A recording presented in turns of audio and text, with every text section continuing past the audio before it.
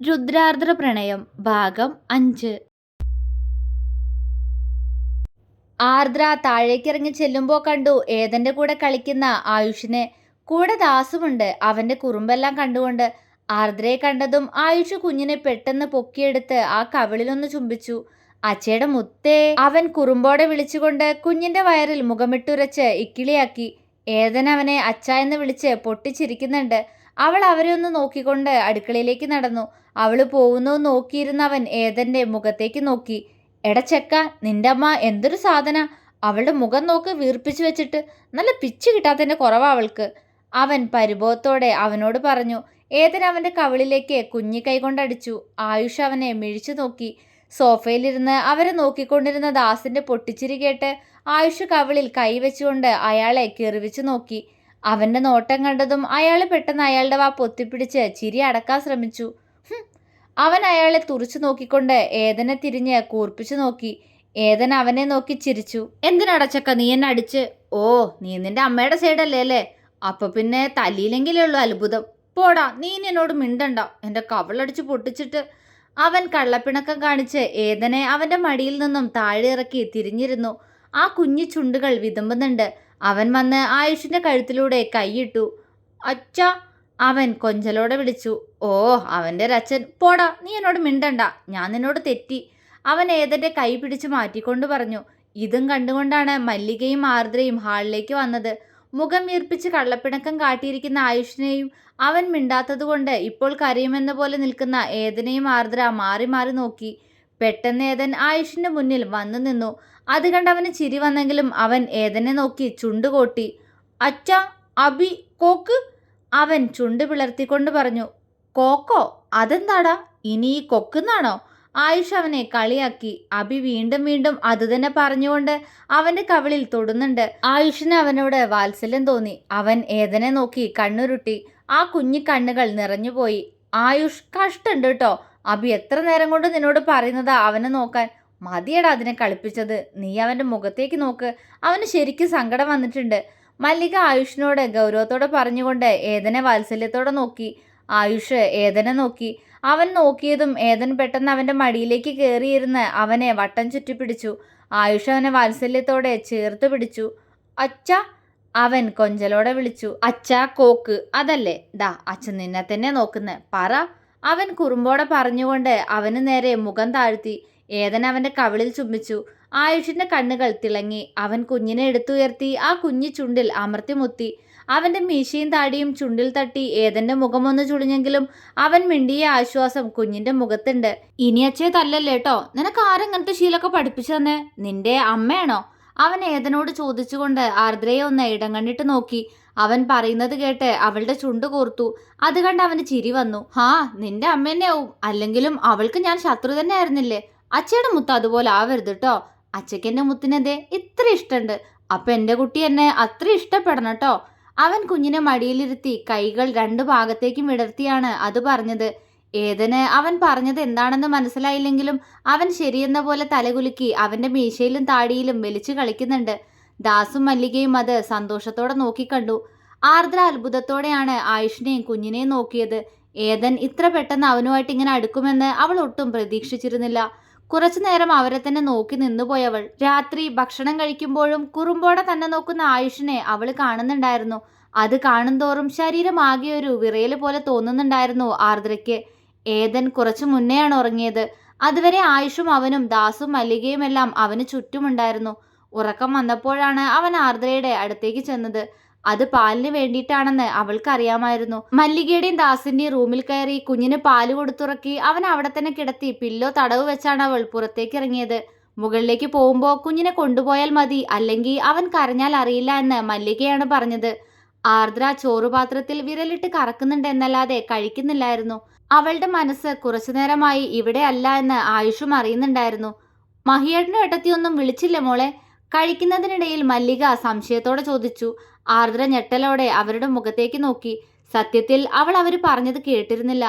എന്താ അമ്മായി, എന്തെങ്കിലും പറഞ്ഞായിരുന്നോ? ആർദ്ര സംശയത്തോടെ ചോദിച്ചു. മല്ലിക അവളെ ഒന്ന് നോക്കി. അല്ല മോളെ, ഏട്ടനെ ഏട്ടത്തിയും വിളിച്ചില്ലേ എന്ന് ചോദിച്ചതാ ഞാൻ. അവർ പുഞ്ചിരിയോടെ പറഞ്ഞു. വിളിച്ചിരുന്നു, ഞാൻ എടുത്തില്ല. അവളുടെ ശബ്ദം താഴ്ന്നുപോയി. ആരും മറുപടി പറഞ്ഞില്ല. ആയുഷിന് പക്ഷേ ഉള്ളിലൊരു നോവ് തോന്നി. താനുമായിട്ടുള്ള വിവാഹത്തിന് അവരെ നിർബന്ധിച്ചതിലുള്ള ദേഷ്യമാണ് അവൾ അവരോട് കാണിക്കുന്നതെന്നോർക്കെ അവന് സങ്കടം തോന്നി. അവനൊന്ന് നിശ്വസിച്ചുകൊണ്ട് അവിടെ നിന്നും എഴുന്നേറ്റു. ആർദ്ര അവനെ സംശയത്തോടെ നോക്കി. നീ എന്താ മതിയാക്കിയോ ആയുഷ്? ദാസ ചോദിച്ചു. മതി അച്ഛാ, വയറ് നിറഞ്ഞു. അവൻ അയാളെ നോക്കി പുഞ്ചിരിക്കാൻ ശ്രമിച്ചുകൊണ്ട് അടുക്കളയിലേക്ക് നടന്നു. ദാസും മല്ലികയും അവനെ വിഷമത്തോടെ നോക്കി. എല്ലാവരും കഴിച്ചു കഴിഞ്ഞ് മല്ലികയും ആർദ്രയും ചേർന്ന് പാത്രങ്ങൾ കഴുകി വെച്ച് പുറത്തേക്ക് വന്നപ്പോഴേക്കും ആയുഷ് ഏതൻ ഇരുകൈയിലുമായി എടുത്ത് റൂമിൽ നിന്നും ഇറങ്ങിയിരുന്നു. ഏതൻ ഒന്ന് ചിണുങ്ങിക്കൊണ്ട് അവന്റെ നെഞ്ചിലേക്ക് തന്നെ പതുങ്ങിക്കിടന്നു. അവൻ ആർദ്രയെ ഒന്ന് നോക്കി മുകളിലേക്ക് നടന്നു. എന്നാ മോള് പോയി കിടന്നോ, നേരെ ഒരുപാടായി, മല്ലിക പറഞ്ഞു. അവളൊന്ന് മൂളിക്കൊണ്ട് മുന്നോട്ട് നടന്നു. പാവ മോളെ എൻ്റെ മോൻ, ഒത്തിരി സങ്കടപ്പെട്ടിട്ടുണ്ട്. ഇനിയെങ്കിലും എൻ്റെ മോനെ സന്തോഷത്തോടെ കാണണമെന്നാ ഈ അമ്മയുടെ ആഗ്രഹം. മല്ലികയുടെ സ്വരമിടറി. അതറിഞ്ഞെന്ന പോലെ ആർദ്ര അവരെ തിരിഞ്ഞു നോക്കി. അവളുടെ കണ്ണുകൾ നിറഞ്ഞു. അമ്മായി, അവൾ അവരെ വിതുമ്പലോടെ വിളിച്ചു. എൻ്റെ മോനെ വേദനിപ്പിക്കല്ലേ മോളെ. അത്രയും പറഞ്ഞുകൊണ്ട് കണ്ണുകൾ അമർത്തി തുടച്ച് മല്ലിക റൂമിലേക്ക് നടന്നു. വാതിലിനടുത്ത് അവളെ തന്നെ നോക്കി നിൽക്കുന്ന ദാസിനെ നോക്കി ഒന്ന് പുഞ്ചിരിക്കാൻ ശ്രമിച്ചുകൊണ്ട് അവൾ മുകളിലേക്ക് കയറി. ആർദ്ര റൂമിലേക്ക് കയറി ഡോർ അടച്ചു. ആയുഷ് ബെഡിൽ എന്തോ ആലോചിച്ചുകൊണ്ടിരിക്കുന്നുണ്ട്. ഏതൻ തൊട്ടിലാണ്. അവൾ കുഞ്ഞിനെ ഒന്ന് നോക്കിക്കൊണ്ട് പതിയെ ബെഡിൽ ഒരു വശത്ത് വന്ന് കിടന്നു. അവൾ കിടന്നത് മനസ്സിലായതും അവൻ അങ്ങനെ തന്നെ ഇരുന്നു കൊണ്ട് അവളെ നോക്കി അല്പനേരം. കണ്ണുകൾ കലങ്ങുന്നത് പോലെ തോന്നിയതും അവൻ പെട്ടെന്ന് കണ്ണുകൾ ഇറുക്കി അടച്ചു തുറന്ന് ബെഡിലേക്ക് മലർന്നു കിടന്നു. രണ്ടുപേരും അല്പനേരം ഒന്നും സംസാരിച്ചില്ല. ആർദ്രയുടെ മനസ്സിൽ കുറച്ചു മുന്നേ മല്ലിക പറഞ്ഞ കാര്യങ്ങൾ മാത്രമായിരുന്നു. ഞാനാണോ ഈ മനുഷ്യന്റെ സന്തോഷങ്ങൾ ഇല്ലാതാക്കിയേ? ഞാൻ എന്തു ചെയ്തു എന്നാ? എല്ലാവരും എന്നെയല്ലേ വേദനിപ്പിച്ചിട്ടുള്ളൂ എന്നും? ഞാൻ ചെയ്ത തെറ്റെന്തായിരുന്നു? അവൾ ചിന്തിച്ചു. അതെ, ഞാൻ ചെയ്ത തെറ്റ് ബെന്നിച്ചന്റെ കൂടെ പോയതായിരുന്നു. എല്ലാവരുടെയും കണ്ണില് അതൊരു തെറ്റായിരുന്നിരിക്കുക. പക്ഷെ എനിക്കതിൻ്റെ ശരികളായിരുന്നു. അവളൊന്ന് നിശ്വസിച്ചു. പാറു എവിടെയായിരിക്കും? കല്യാണത്തിന്റെ തലേദിവസം ഇവിടെ നിന്ന് ഇറങ്ങിപ്പോവാനും വേണ്ടി അവൾക്ക് അത്ര വലിയ ആവശ്യം എന്തായിരുന്നു? അവൾക്ക് കണ്ണ് നീറി. പിന്നെ എന്തിനായിരുന്നു രുദ്രേട്ടന് അവൾ മോഹം കൊടുത്തേ? എന്തിനാ അവളെ മനസ്സ് വേദനിപ്പിച്ചേ? അവൾക്കൊന്ന് കരയാൻ തോന്നി. പക്ഷെ തലേദിവസം രാത്രിയിൽ പോലും അവൻ അവളോട് വാട്സപ്പിൽ വോയിസ് മെസ്സേജ് അയച്ചിരുന്നു. ഞാനും അത് കേട്ടതാ. അവള് രുദ്രേട്ടനെ ചതിച്ചെങ്കിൽ രുദ്രേട്ടൻ വീണ്ടും അവളായിട്ട് ഇങ്ങനെ ബന്ധം പുലർത്തുവോ? അവൾ ചിന്തിച്ചു. ഇല്ല, ഒരിക്കലുമില്ല. രുദ്രേട്ടൻ ഒരാളെ വെറുത്താ പിന്നെ അയാളോട് അടുക്കാൻ ബുദ്ധിമുട്ടാ. അതും രുദ്രേട്ടന് പീലിയുടെ കാര്യത്തില് ഇത്ര പെട്ടെന്ന്. അവളുമായി കല്യാണം കഴിക്കാതെ ലിവിങ് ടുഗദർ കഴിഞ്ഞോളാന്നല്ലേ രുദ്രേട്ടൻ പറഞ്ഞ്. അവൾക്ക് എല്ലാം കൂടി ആകെ ഭ്രാന്ത് പിടിക്കുന്നത് പോലെ തോന്നി. ഉള്ളിൽ എന്തൊക്കെയോ സംശയങ്ങൾ ഉരുണ്ടുകൂടി. അവൾ ഒരു ദീർഘനിശ്വാസം വിട്ടു. എന്തൊക്കെ ആയിരുന്നാലും രുദ്രേട്ടനിപ്പോ എന്റെ ഭർത്താവാ. മല്ലിക പറഞ്ഞത് വീണ്ടും വീണ്ടും ചെവിയിൽ മുഴങ്ങുന്നു. ഒപ്പം അവരുടെ നിറഞ്ഞ കണ്ണുകളും. അവൾ അടുത്ത് കിടക്കുന്ന ആയുഷിനെ ഒന്ന് നോക്കി. അവൻ മുകളിലേക്ക് നോക്കി കിടക്കുകയാണ്. എന്നെ കൊണ്ട് കഴിയോ ഈ ഒരുവനെ സ്നേഹിക്കാൻ? അവളുടെ ഹൃദയത്തിൽ വേദന നിറഞ്ഞു. കഴിയണം. എന്നെ എന്തുദ്ദേശത്തിലാ വിവാഹം കഴിച്ചതെങ്കിലും ഞാനിപ്പോ രുദ്രേട്ടന്റെയാ. ഈ താലി എന്റെ കഴുത്തിൽ കെട്ടിക്കൊണ്ട് എന്നിൽ ഈ മനുഷ്യൻ അവകാശം സ്ഥാപിച്ചിരിക്കുന്നു. അവളൊന്ന് നിശ്വസിച്ചുകൊണ്ട് പതിയെ അവനരികിലേക്ക് അല്പം നീങ്ങിക്കിടന്നു. അവൻ തലചെരിച്ച് അവളെ നോക്കി. അഭി രാത്രി കരഞ്ഞാ എന്നെ വിളിക്കോ? അവൾ പതിയെ ചോദിച്ചു. അവൻ മൂളി. അവൾ തല ഉലുക്കിക്കൊണ്ട് തിരിഞ്ഞു കിടക്കാൻ തുടങ്ങിയതും പെട്ടെന്ന് ആയുഷ അവളുടെ ഇടുപ്പിലൂടെ കൈചുറ്റി അവളെ മലർത്തി കിടത്തി അവളുടെ മാറിലേക്ക് തല ചേർത്ത് വെച്ച് കിടന്ന് അവളെ ചുറ്റിപ്പിടിച്ചു. ആർദ്രയുടെ കണ്ണു മിഴിഞ്ഞു. ശരീരം ഒന്നാകെ വിറച്ചുപോയി. അവളൊന്ന് പിടഞ്ഞു. ഒതുങ്ങിക്കിടക്കടി. അവൻ അങ്ങനെ തന്നെ കിടന്നുകൊണ്ട് അവളുടെ മുഖത്തേക്ക് കൂർപ്പിച്ച് നോക്കിക്കൊണ്ട് പറഞ്ഞു. അവൾ കണ്ണുകൾ ഇറുക്കി അടച്ച് അങ്ങനെ തന്നെ കിടന്നു. അവൻ അവളെ തന്നെ നോക്കി കിടക്കുന്നുണ്ട്. പതിയെ അവന്റെ ചുണ്ടിൽ ഒരു പുഞ്ചിരി തെളിഞ്ഞു. കണ്ണിൽ അവളോടുള്ള ജ്വലിക്കുന്ന പ്രണയവും. എന്തു പറ്റി ആർദ്ര? എന്താ നിന്റെ ഹൃദയം ഇങ്ങനെ പഠിക്കുന്നേ ഇത്രയും സ്പീഡിൽ? അവൻ കുറുമ്പോടെ ചോദിച്ചു. അവൾ കണ്ണു തുറന്ന് അവനെ നോക്കി.